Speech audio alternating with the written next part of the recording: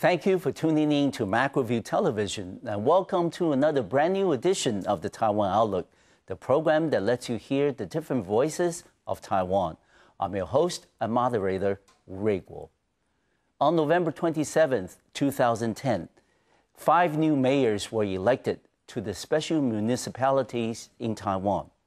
Of the special municipality elections, the political landscape in Taiwan has changed dramatically, especially the relationship between central and local governments. And on today's program, we're delighted to have a very special guest who's a specialist on this issue, and that is Dr. James Huang, who's a professor of public administration and policy at the National Taipei University. Dr. Huang, welcome to the program. Thank you. It's very nice to be here. Yes. Well, Dr. Huang, we understand that you are a specialist in terms of research on e-government and government reform. And the fact matter remains is a lot of viewers probably share the same view as me, in the sense that in a small island like Taiwan, why do we need 5 special municipalities instead of only 2, Taipei and Kaohsiung, before the constitutional amendments? Why do we need so many? I think it's very common in a national government to consolidate cities and counties in order to promote efficiency in the government. All right. So I think it's the main reason that while cities and counties are very different, they kind of reimburse each other's functions. And I think that's the main reason why people promote this, the elevation of those cities and counties this time. All right. And given the fact that we have 5 new mayors who were elected on November 27th last year, that the political landscape in Taiwan has changed quite a bit, especially in terms of the local autonomy, in terms of the kind of tax appropriations between the central and local government. That's right. Therefore, based on all these factors, Dr. Huang, can you explain for us what was the significance of the special municipality elections on November 27th? As I mentioned earlier, yes.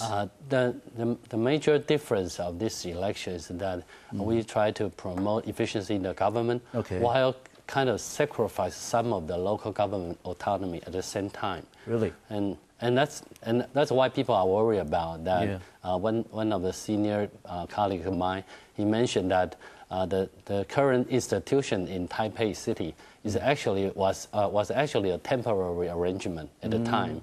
Right now we have 5 similar arrangements that. So that may not be the most ideal position, but right now people seem to seek efficiency much more than seeking democracy. And given the fact that we have now these 5 people call it super mayors, because they are coming from larger constituencies in Taiwan. Given the fact that they are elected with a popular mandate, do you foresee there will be any problems in terms of working with the central government in formulating policies in the future? Just, overall, we're not talking about anything specific at this point. I would think that because they will have the desire to respond to their citizens more effectively because of this election.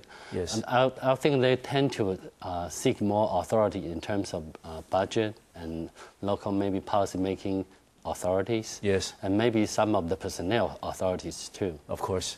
And given the fact that maybe some of the viewers who are watching our program today may not know, but the 5 special municipalities that we're talking about are Taipei City, New Taipei City, Taichung City, Tainan City, and also Kaohsiung City.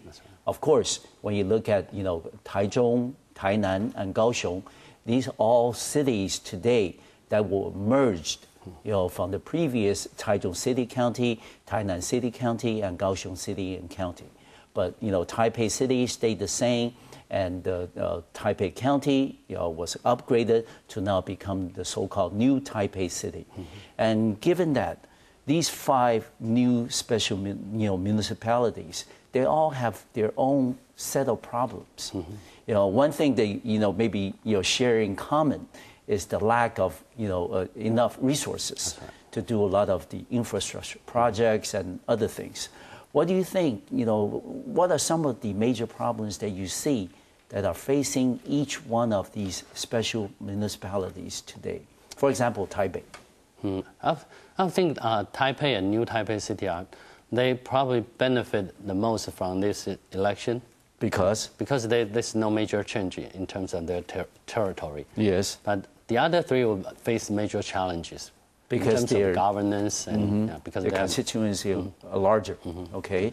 And how do you think that what would be the best way for the newly elected mayors to deal with the fact that they now have a larger constituency jurisdiction to govern? I think the major rationale under this election and under this reform is that they try to promote efficiency and also try to reduce duplicated services in terms of government services. And I think that's the people's expectations too. Okay. So the new mayors will have to provide more efficient services and consistent across their territory. Of course. And while they have to face the already remain financial problems and also a lot of governance issues. Okay. Yeah. These 5 new mayors were inaugurated last year on December 25th. That's right. Okay, and given the fact that people usually say that for newly elected officials, the people as well as the agencies that they work with usually have a honeymoon period. What is your estimate of how long that honeymoon is going to last? I don't see there's any honeymoon period. So they need to deliver right away. That's right. Okay. For example, people in Tainan County and Taichung County, they would expect to have the living standard will be.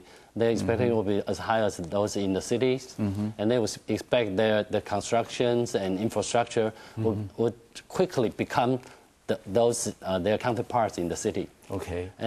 But it's not a very realistic expectation. It's not going to happen overnight. Not really. Okay. And we were talking earlier about one of the common problems that these 5 special municipalities share was the lack of enough resources, tax dollars. How would then you expect each of the special municipalities to deal with that issue and try to explain to the people, how they are working to resolve the problems of lack of resources? For example, the New Taipei City, actually is in debt. That's right. Tremendous amount of debt. How would you think that the newly elected, New Taipei City Mayor, Mr. Eric Chu, can resolve that issue? Right now, at this point, I think most of them have only one strategy. Okay. Which is seeking more money from the central government. Really? And since every metropolitan area would like to have more money from the central government, that means that the central government will have to sacrifice some of the other areas or maybe some of the resources they used to spend on other policy areas. And that's people are most worried about. Okay. And I think in the long run, the central government has to establish an incentive system for the new municipal government to try to get maybe make more money themselves to contribute to the central government instead of getting money from the central government. All the time? Yeah. Okay. And also you mentioned earlier that these new mayors will have more authority in terms of policy making, in terms of, some of the personnel decision. How would you think that the relationship between central and local government would change then? If they demand more autonomy, more resources at the grassroots level, and the central government needs to retain at least some control over how the national tax dollars is being spent. How would that difference be reconciled? I would think that there must be some conflicts. Okay. For example, the personnel issues. Right now, the personnel system in the government, they're all centralized. Of course. From the national government to the local counties. All right.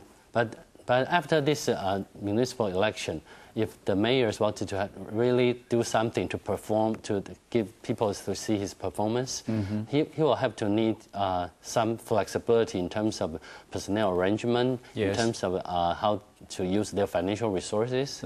But most of these kind of things, they are under strict law in Taiwan. All right. So I think there will be conflicts in terms of bargaining, how they are going to make future arrangements. But also I think the legislature and the central government will be heavily involved in this reform process. Finally, for the beginning part of our program, Dr. Huang, can you share with us?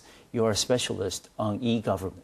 Of course, Taiwan has made tremendous progress, both at the central government level and also at the Taipei and former, Kaohsiung City level. The electronic government system is actually working out very well, providing a lot of convenient services for the citizens and residents. And how would that be an issue, for a place like Taichung City today, which has merged the former Taichung County into the city? Of course, it's become bigger, larger. That's right. But in terms of the e-government, the level of e-government providing services through internet and other means available, there's still some gap that need to be overcome. How would what would be your recommendation in overcoming that gap? I think information technology will provide a very good opportunity for the new mayors to try to balance the services across the whole city. All right. But the problem is that there's still some digital gap existing among people. For people living in suburban area, they don't really have quite such a nice internet access. Of course. And also we don't. It used to be the case that central government only provides part of the e-service online. Which means that if you think about it, in Taiwan, we really don't have many complete online services in Taiwan. Not yet. That again goes to the issue of money. That's right. Yes. We're going to take a short break on our program, and when we come back, we'll continue this very interesting conversation with Professor James Huang from the National Taipei University. I'll see you in just a few minutes.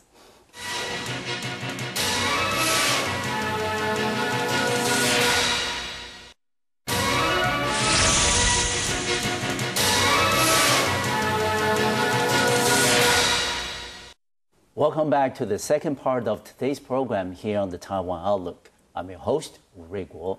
We will continue this very interesting and very important conversation with Dr. James Huang, who is a professor of public administration and policy at the National Taipei University. James, let me ask you. You mentioned earlier that because of justifications like administrative efficiency, it seems to be, okay. It seems to be the right thing to do to merge cities and counties like we just did, last year in the special municipalities election. What is the rationale, other than, administrative efficiency? What are some of the other justifications for doing so? Still, efficiency is often touted as the most important reason behind all this. All right. But one scholar mentioned that it's really hard to find a serious example of those merged cities that really perform more efficiently than before. So I think we have to watch more closely on the 5 new municipal governments, whether they become more efficient or not. Some of the rationale, such as when the cities and counties are consolidated, they become larger buying power, so they tend to get better contract from the private suppliers. So that, in theory, that will make the government waste less and spend less on the needed services. But on the other hand, there's also a potential of more potential of corruption, since they have larger contract. The businessmen would have more incentive to make friends with those in the government and try maybe some things like kickback or bribe or collusion could happen. So that's well, there's two sides of the story. Okay. And you also mentioned that there's probably not going to be a honeymoon period between the elected mayors and the population. And people will expect these mayors will deliver, will need to deliver on their promises and reforms right away. But given the fact that now in a electronic age and also in a democratic environment like we do in Taiwan, there's very little, patience among the population. That's right. If the super mayors do not deliver as they promised, there could be very quickly some popular discontent over these administrators. Then what would be some of the criteria that we use to evaluate if the newly elected mayors have really done a good job, a fair job, or a poor job? One example is that people recommend that we can evaluate the public services, the cost of those services. All right. Whether they become cheaper before they are added together. All right. So, for example, if the new Taichung government, the police department, spend less than those total from Taichung City and Taichung County, then we can say that the service is actually more efficient than before. Okay. So that's on the efficiency part. Okay. And also effectiveness part is that we have to see that whether the new mayors could develop the visions and strategies for their cities. Okay. Now with the consolidated the current situation, they have more opportunity to market their cities. The better potential to do that because now all of the cities and counties are under one umbrella, so it's more identifiable and it's easier to tell people that this area is called Taichung and not like before we have to say this is Taichung County and Taichung City and what Dajiao, things like that. So that may be a good opportunity, but it also brings more challenges to the new mayors. Yeah, as I mentioned at the beginning of the program, we are on a very small island here in Taiwan, and the issue of administrative, government efficiency actually became a topic in Taiwan about 15 years ago, back in the mid-1990s. That was the time when people started talking about whether we should keep the Taiwan provincial government. Of course, provincial government was later phased out or freeze out, in 1998. And that was also because the reason of administrative efficiency. Given the fact that, besides the 5 special municipalities that we have today, a place like Taoyuan County, which is on the brink of becoming, becoming eligible to be upgraded to be a special municipality. Would you think that Dr. Huang is in the trend around the world that to merge cities and counties together and make cities larger and bigger, for the sake of administrative efficiency? Yeah, I think there's a trend. Okay. I looked it up. I found that a lot of major cities like Seoul in Korea and Hamburg in Germany, and also a lot of cities in the U.S. They all have undergone some of the same construction, the consolidation effort. And I think at least it appears to people that the government is looking for ways to promote efficiency very seriously. So it's a very good appearance for politicians to do things like that.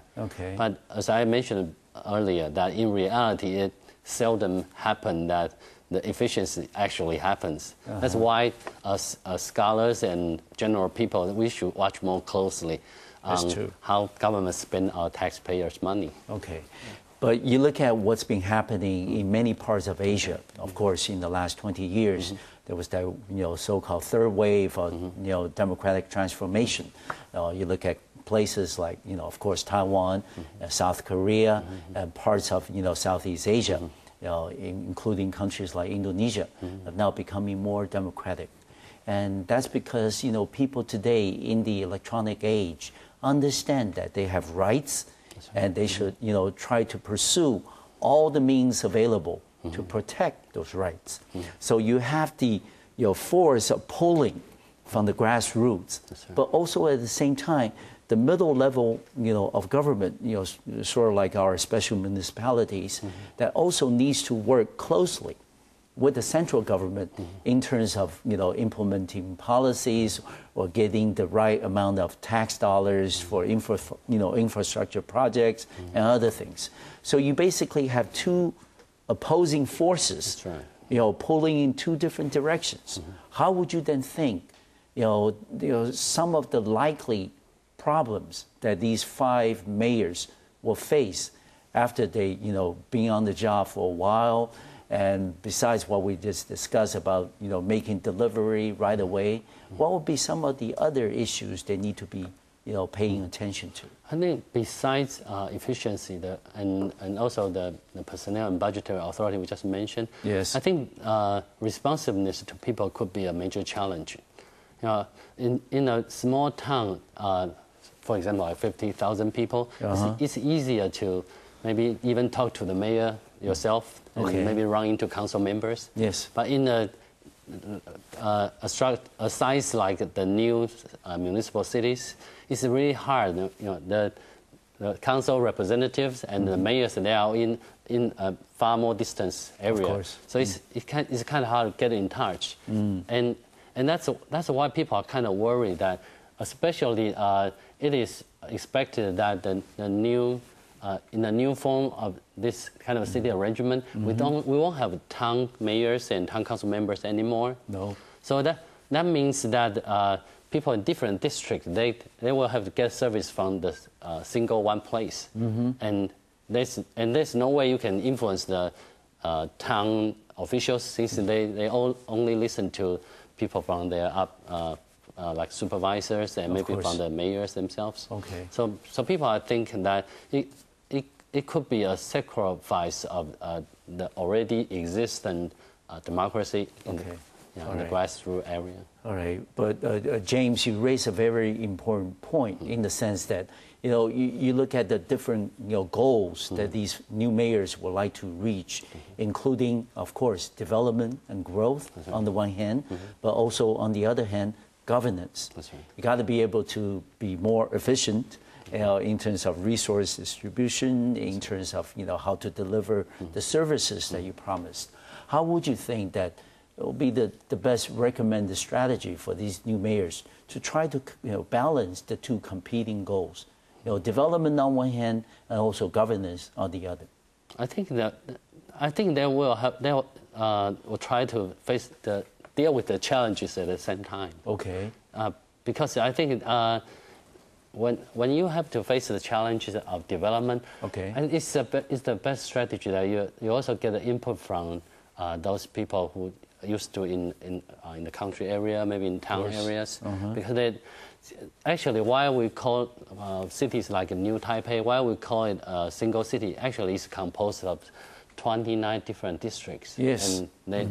And they all have different geographic features and also have different ways of living in those areas. Their styles are different. So right now, the challenge is how you deliver consistent service across all these areas, while also respond to specific needs of people in different districts. All right. So finally, James, we have a very confrontational domestic political environment in Taiwan, the blue versus the green.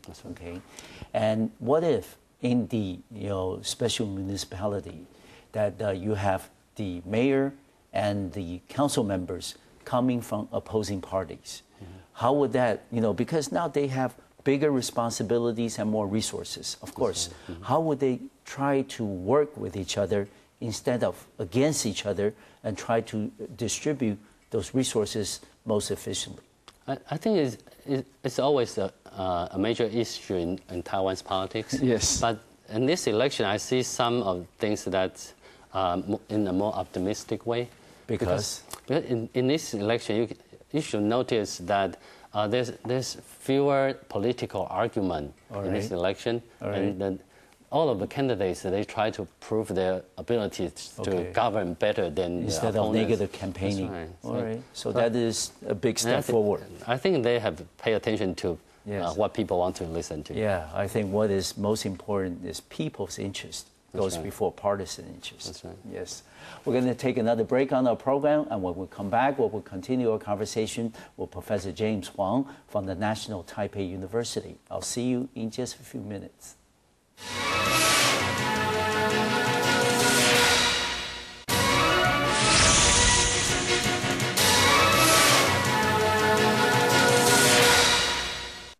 Welcome back to our program here on the Taiwan Outlook. I'm your host, Ray Guo. We'll continue this very important conversation with Professor James Huang from the Department of Public Administration and Policy at the National Taipei University. James, you mentioned earlier that with the new municipalities, that they have bigger policy-making authority. Mm-hmm.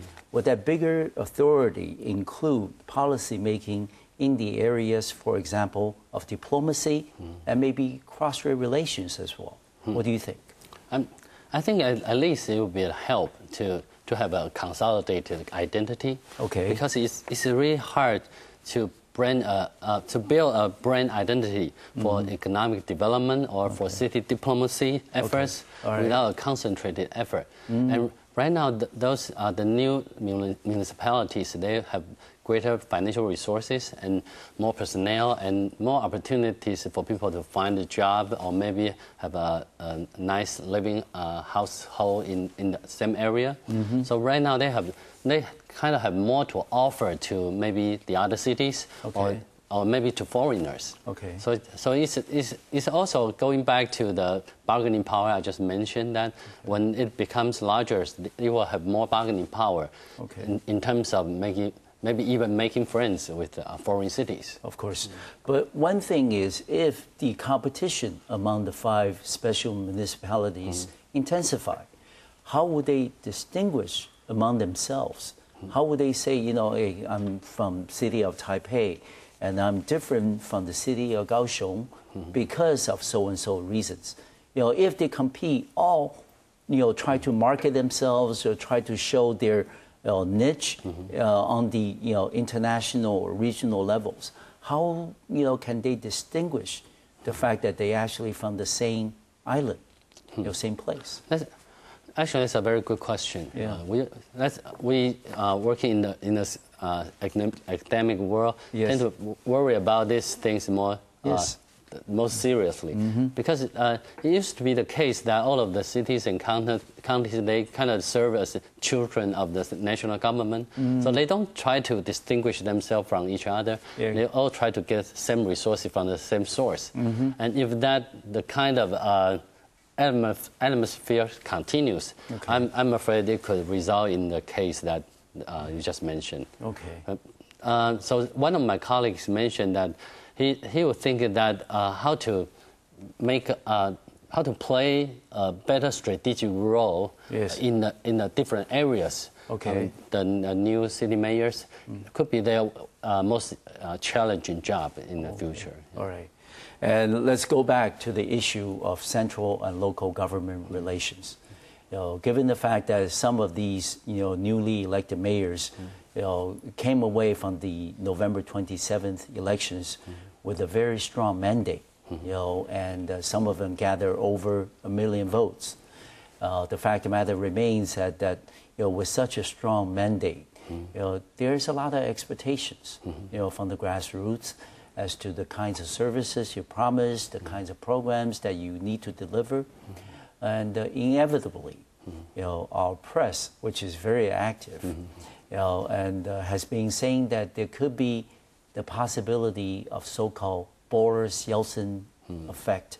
Of course, this referring back, to the days of the late 1980s, when the Russian Republic president, who was popularly elected, Mr. Boris Yeltsin, had a very rocky relationship with then the Communist Party, Secretary General, Mr. Gorbachev, in the former USSR. That's right. And given that, their relationship, of course, led to, as part of the reason that led to the downfall of the USSR. And we don't foresee, hope not, something like this happening in Taiwan. But, these 5 super mayors will have a lot of, voice, a lot of say in terms of what they want the national policy making, to take into consideration.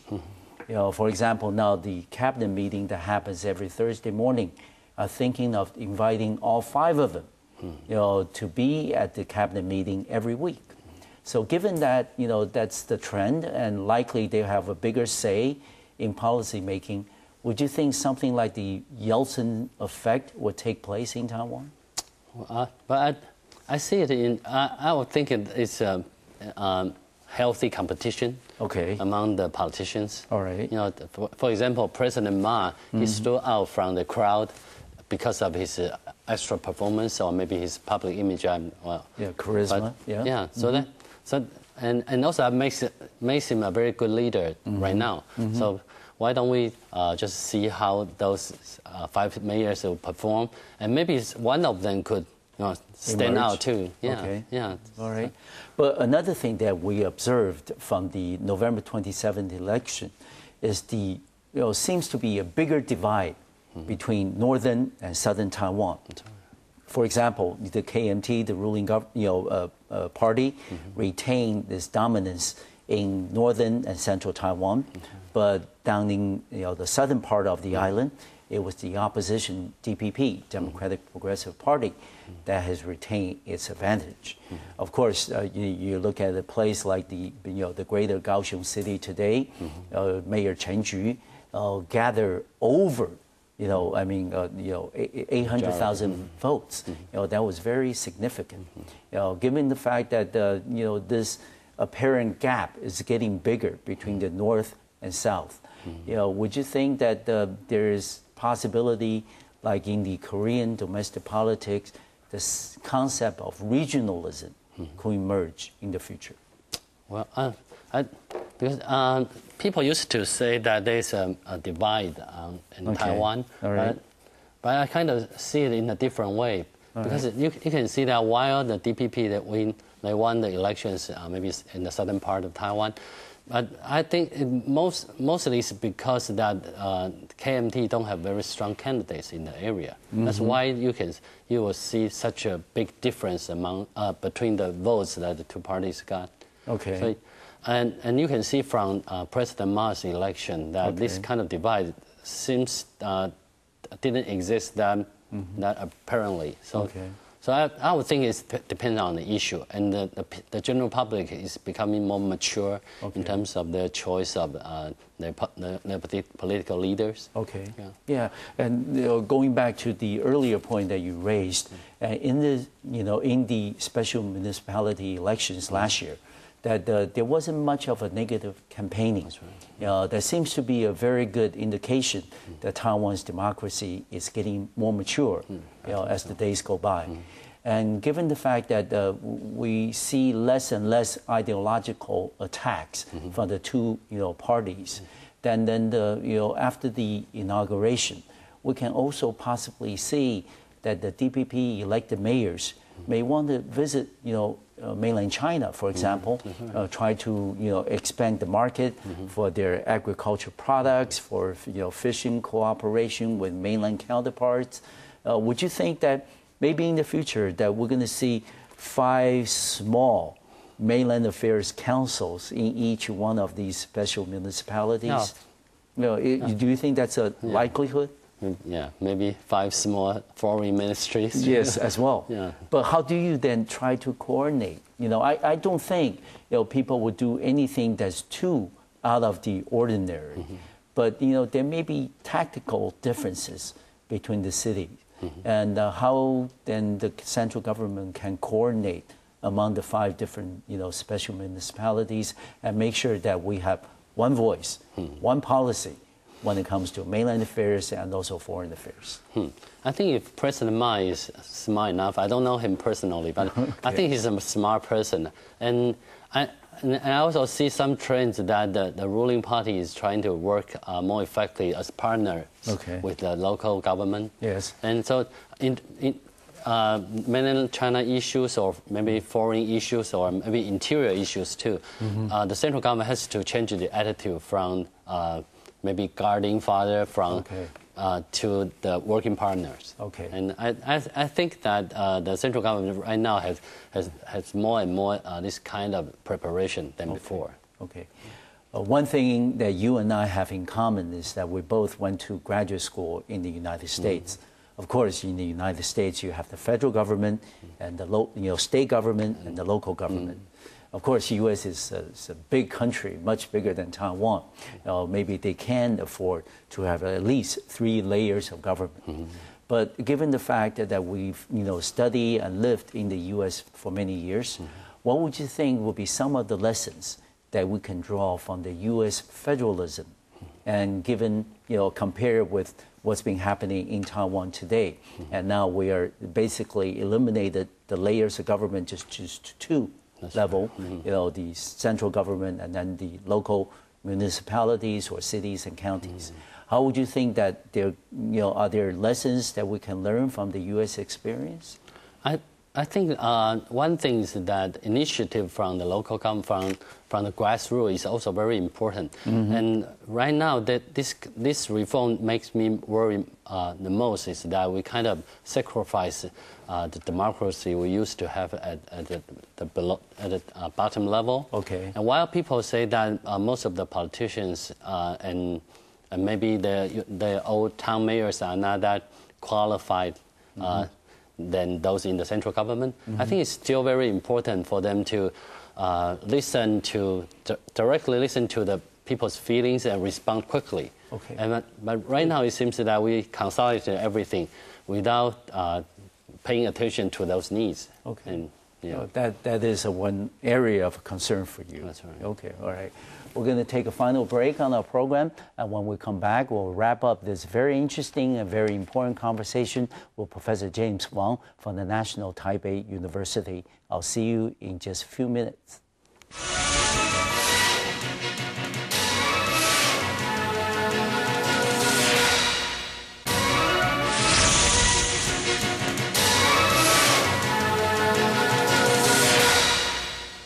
Welcome back to the final segment of today's program here on the Taiwan Outlook. I'm your host, Ray Guo, where we'll continue this very important conversation with Professor James Huang, who is from the Department of Public Administration and Policy at the National Taipei University. I just also learned that Professor Huang is the director of their Public Opinion Study Center at the National Taipei University. James, we understand this municipality elections last year was a very important, landmark event in Taiwan's, party politics. And given the fact that you look at a very popular, former county magistrate, Mr. Yang Jiuxing, who did not get the nomination from the DPP, but decided to launch an independent campaign. But subsequently, of course, he was not able to win the election in Kaohsiung City. And given the fact that even a very quality candidate like Mr. Yang, but when he ran as an independent, he was not able to garner enough support.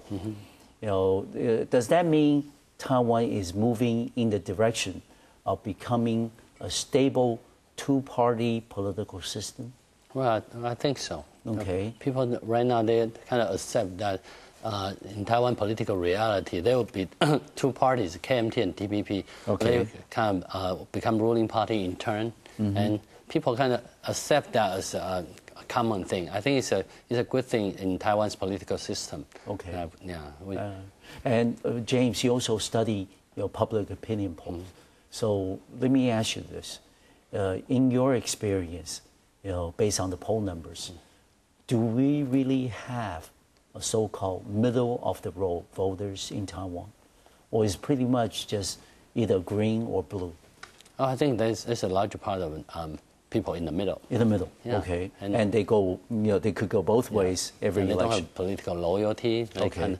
They pay attention to the issues they are concerned about. Okay. And they also pay attention to the qualifications of the candidates and those other things. That's why this time both of the party candidates, they try to promote themselves in terms of their ability and also their history of performance instead of just party loyalty. Okay, all right. And you also remember that a few months ago, that the former president, Mr. Lee Teng-hui, mentioned the fact that maybe for the 2012 presidential election, there should be a third viable, ticket, for the people to choose that's beyond the DPP and also the KMT tickets.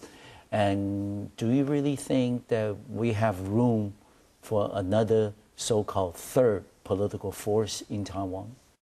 I think the